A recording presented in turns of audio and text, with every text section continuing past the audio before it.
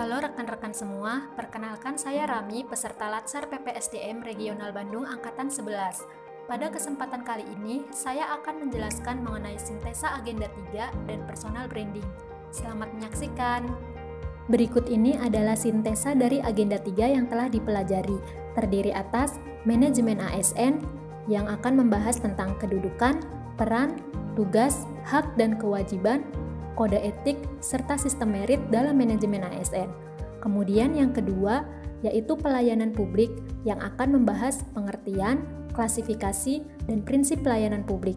Dan yang terakhir adalah Whole of Government atau WOG yang mencakup pengertian, pentingnya Whole of Government, dan jenis-jenis dari WOG. Pegawai ASN berkedudukan sebagai unsur aparatur negara yang menjalankan kebijakan yang ditetapkan oleh pimpinan instansi pemerintah serta harus bebas dari pengaruh dan intervensi semua golongan dan partai politik. Peran ASN yaitu sebagai perencana, pelaksana, dan pengawas penyelenggaraan tugas umum pemerintahan dan pembangunan nasional melalui pelaksanaan kebijakan dan pelayanan publik yang profesional, bebas dari intervensi politik, serta bersih dari praktik korupsi, kolusi, dan nepotisme.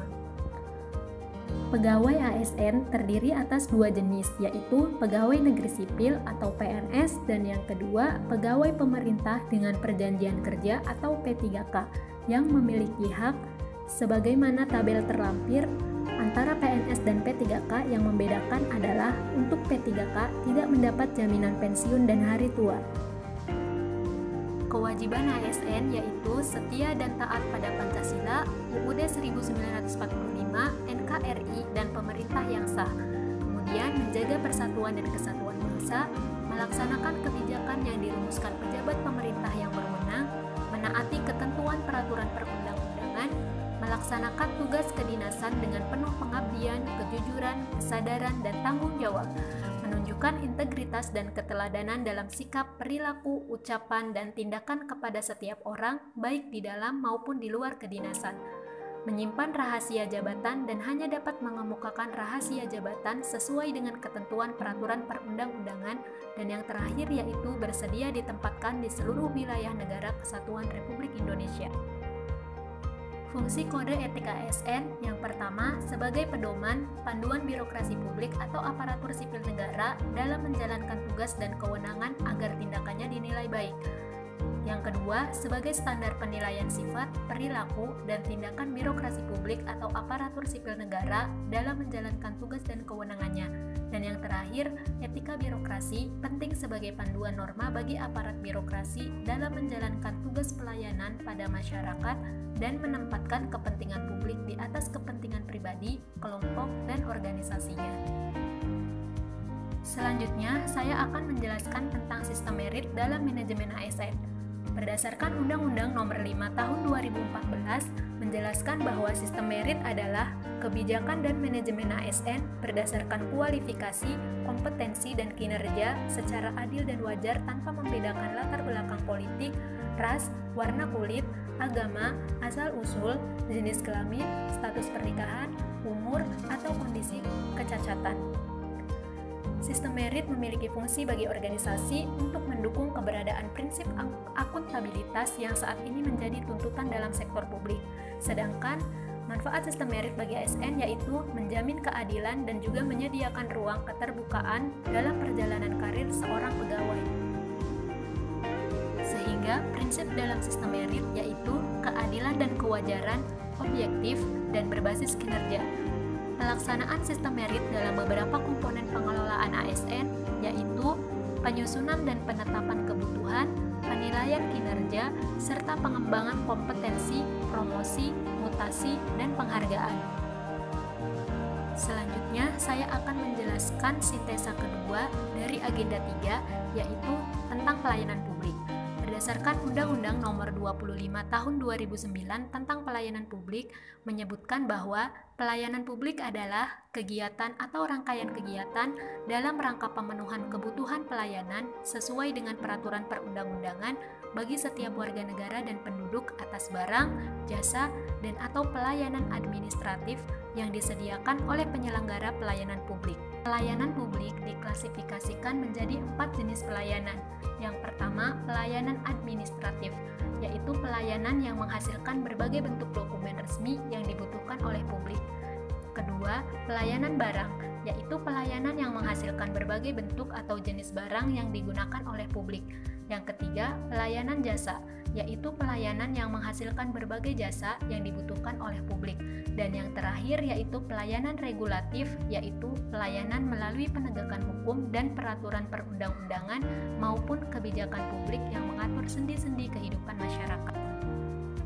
Prinsip-prinsip pelayanan publik berdasarkan Kepmenpan Nomor 63 Tahun 2003 terdiri atas kesederhanaan, kejelasan, kepastian waktu, akurasi, keamanan, tanggung jawab, kelengkapan sarana dan prasarana, kemudahan akses, kedisiplinan, kesopanan dan keramahan, serta kenyamanan.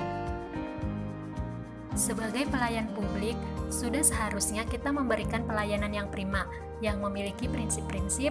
Yang pertama, responsif terhadap pelanggan atau memahami pelanggan. Dengan terlebih dahulu kita harus tahu siapa pelanggan kita dan apa yang diperlukan dari pelayanan yang kita sediakan. Kemudian yang kedua, membangun visi misi pelayanan yang penting untuk memudahkan pelaksanaan pengukuran kinerja. Yang ketiga, menetapkan standar pelayanan dan ukuran kinerja pelayan sebagai dasar pemberian pelayanan. Yang keempat, pemberian pelatihan dan pengembangan pegawai terkait bagaimana memberikan pelayanan yang baik sebagai dasar pemahaman tugas dan fungsi organisasi. Dan prinsip yang terakhir yaitu memberikan apresiasi kepada pegawai dengan diberikan dalam bentuk reward terhadap pegawai yang telah melaksanakan tugas pelayanannya dengan sangat baik. Selanjutnya, saya akan menjelaskan sintesa yang ketiga dari agenda 3, yaitu mengenai whole of government. Whole of government adalah pendekatan yang mengintegrasikan upaya kolaboratif dari instansi pemerintah untuk menjadi kesatuan menuju tujuan bersama, juga dikenal sebagai kolaborasi, kerjasama antar instansi, aktor pelayanan dalam menyelesaikan suatu masalah pelayanan. Mengapa whole of government penting untuk diimplementasikan? Yang pertama, karena masih ada ego sentral atau siloisasi. Kemudian yang kedua, karena adanya perkembangan teknologi dan informasi. Yang ketiga, dorongan publik untuk kinerja good governance. Dan yang terakhir yaitu karena adanya keberagaman, sehingga perlu untuk implementasi whole of government. Sebagai seorang PSN, saya memiliki personal branding intelek, integritas, yang berarti konsistensi dan keteguhan yang tak tergoyahkan dalam menjunjung tinggi nilai-nilai luhur dan keyakinan, baik dalam lingkungan kerja ataupun dalam kehidupan sehari-hari. Nasionalisme, yaitu kesetiaan yang mendalam terhadap bangsa dan negara Indonesia. Totalitas, yaitu bekerja dengan sungguh-sungguh dan optimal semampu kita. Etika, karakter atau etos individu atau kelompok berdasarkan nilai-nilai dan norma-norma luhur. Loyalitas, sikap setia menunjukkan dukungan dan kepatuhan yang teguh dan konstan kepada institusi. Empati, kemampuan merasakan keadaan emosional orang lain, merasa simpatik dan mencoba menyelesaikan masalah serta mengambil perspektif orang lain. Kompeten, kemampuan seseorang untuk melakukan sesuatu secara memadai. Saya, Rami, CPNS Kota Cirebon, memiliki personal branding intelek, yaitu memiliki integritas, nasionalis, totalitas, beretika, loyalitas, empati, dan kompeten. Semoga bisa menebar manfaat untuk orang banyak. Amin. Sekian.